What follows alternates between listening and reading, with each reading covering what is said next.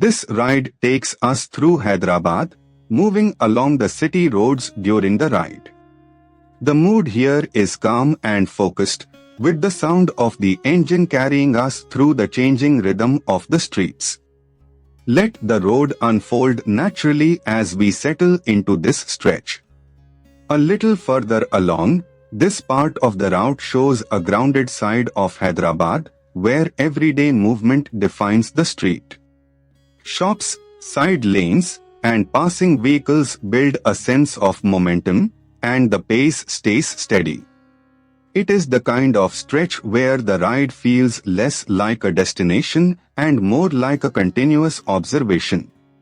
As the ride continues, here is something worth knowing about this part of Hyderabad.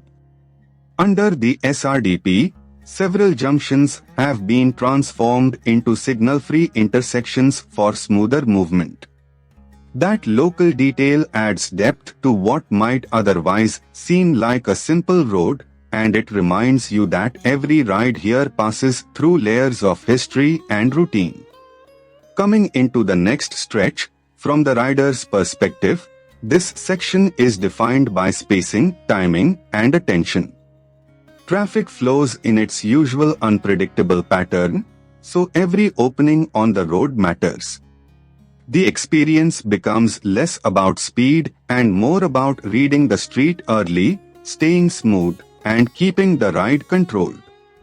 Further down the route, as the route continues, the presence of modern airport gives this stretch a stronger sense of place. Landmarks like this help anchor the ride because they turn a moving sequence of roads into something memorable. With the road opening ahead, the atmosphere here changes with the hour, and the weather adds its own character to the ride.